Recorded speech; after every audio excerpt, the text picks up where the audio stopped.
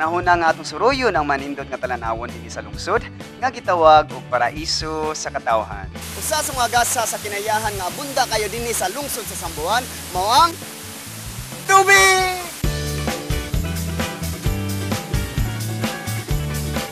Lake, waterfalls, mga sapa, name it, Sambuan has it. Ali, ubani ko ninyo, magbasa-basa ta sa mabugnaw nga tubig sa Sambuan.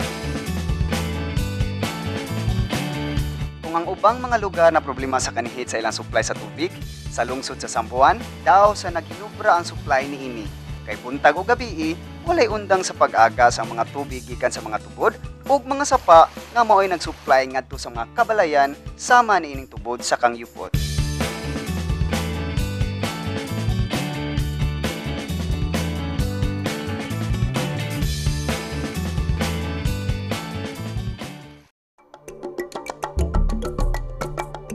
Sa tunga-tunga sa poblasyon, makitaan po nato ang usa ka lana sa tubig nga kalma apan misteryoso, ang Punong Lake.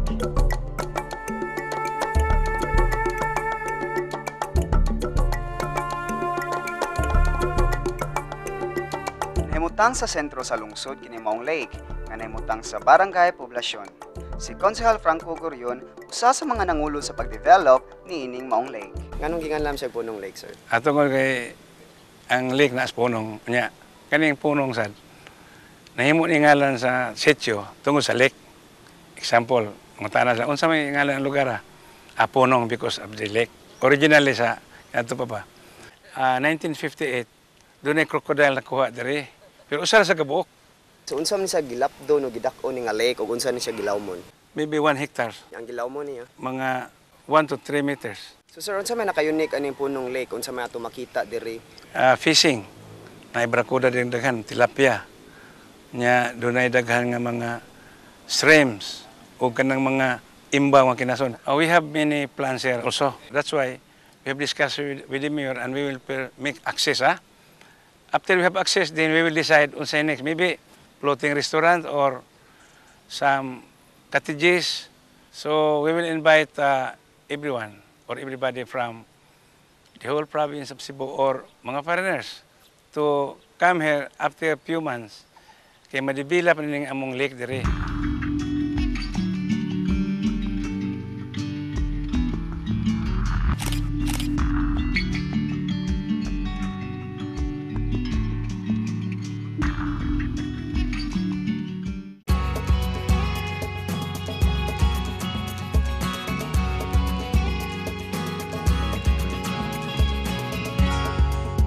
Hina na kita pagsaka sa mga kabungturan kung diin daghang mga sorpresa ang naghulat kanato. Tara! Dini sa Barangay Bunbun, among nabalitaan nga duna sila tinaguang bahandi.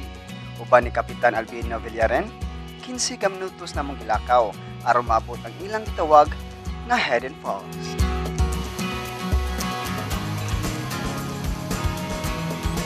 So sir, anong ginganlam sa Hidden Falls? Tungod sa ang mga agiana na mo diri ba ang lisod kay kanan dili ba gyud ba sayon-sayon lang nimo ari ba kanang murag wala bitaw madibila po natural gyud siya iyahang kalisod ba mo ning gingalan na namo ni og Hidden Falls. Hidden Falls kay tungod tago kayo lisod kay ang agiana niya. Sir, unsa mi sa gitas-on? Pila mi sa kapit ang Hidden Falls? 47 feet man ni ang gitason ni.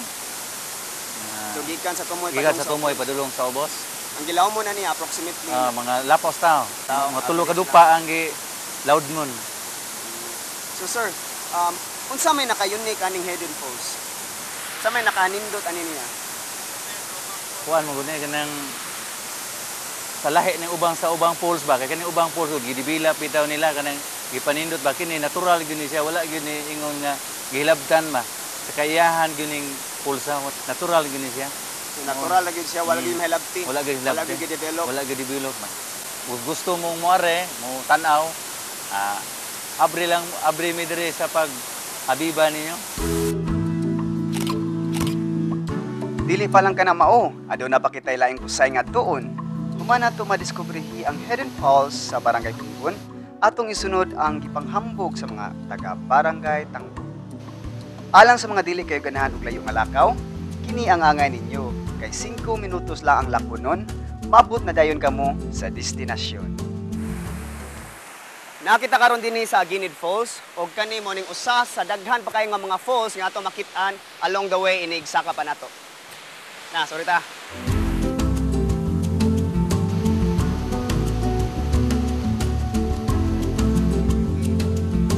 Ang Aguinid Falls adunay unique kayo nga feature. Sumala sa atong nakita, lahi kayo ikumpara sa uban nga falls.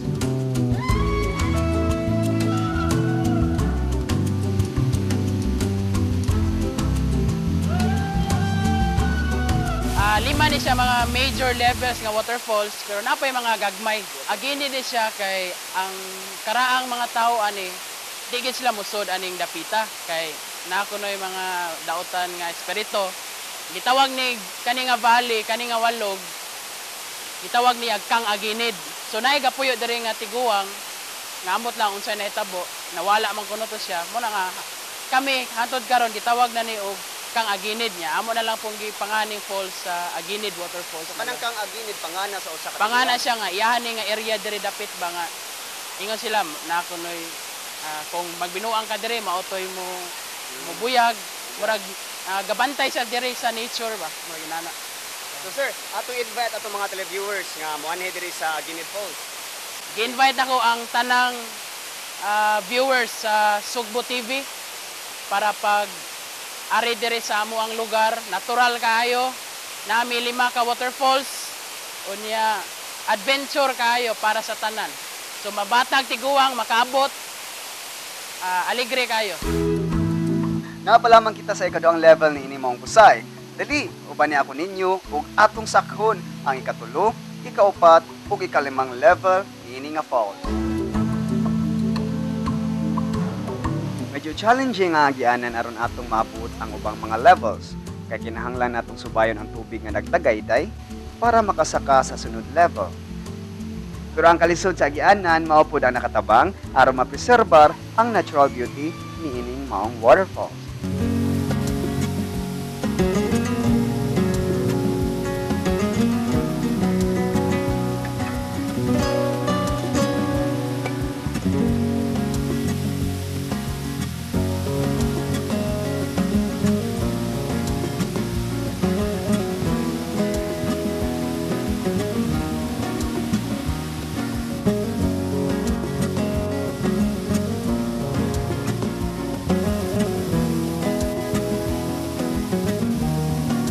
Ato gayong nakita kung unsa kaanindot ang Aguinid Falls. Lisod man sakon, apan tinuoray gyud ang katahom niini.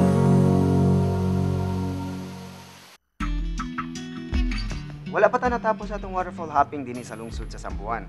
Gani, daghan pa kayong kining mga gagmay nga waterfalls na perfect kayo sa mga nangita og hilom og safe nga lugar aron magpabugnaw. Susama aning Kang Mingay Falls sa Barangay Kalatagan.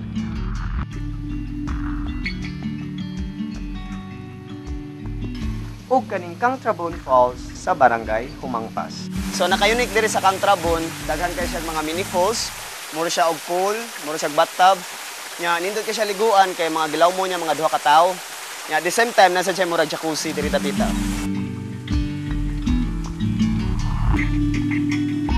Ang pulong nga Kang sa mga ngalan sa waterfalls nagpasabot nga panag-iya. Gamit kini aron mapaambit og ownership sa gituhuang karaang lumulupyo sa maong lugar.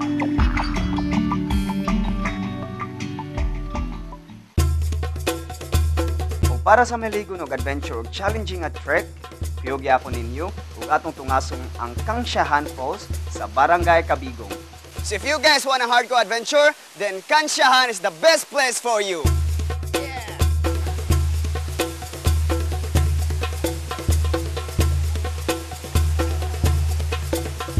Kining maong waterfalls baguhay pa lang nga na-discover. Mao ang dalan medyo challenging gyud. Kay dili pa man daghan ang nakabisita ni ining maong talanawon.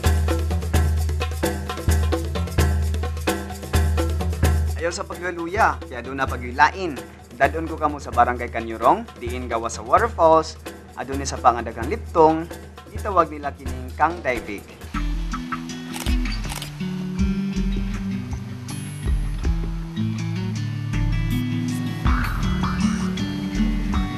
Kung ato gayud ning subayon, lapos na kini sa sunod nga falls nga atong sunod atuon.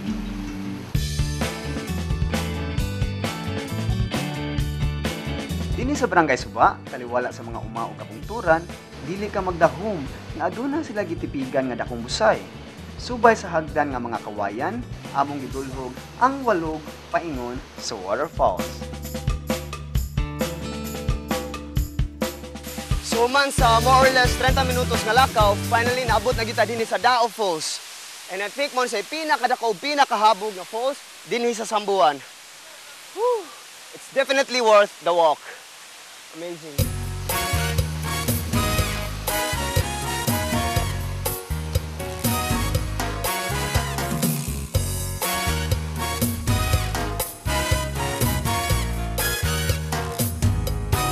Mga tao wala pa kaarisukan, nakakita sila, maingon lagi sila nga, wapo ko no, kay labi na ko no kan abitang dapita.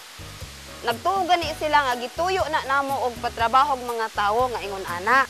Pero among giingnan nga sa sinugdanan ingon ana gyud na wala na siya limpyuhig mga tawo. Nya ikaduha pod ang ilang pagtandi sa ubang falls, ang ubang falls ditso nga gaambak. Nya kani ko no murag porma og buhok nga taas kay nag-ana ba ko no. May ilang sulti. Nya gawas ana sa lugar pod ikumparar sa uban hayag kuno dire kay ang uban kunong falls inig adto na nimo sa kanang lugar bitaw nga makaliguan ngit-ngit maoy ilang sulti. So kamo diha mga nananaw, dapat di mo moari diri sa Dao Falls kay para inyo makita kung unsa siya kataas, unsa kahabog, ug unsa kanindot ang naa diri.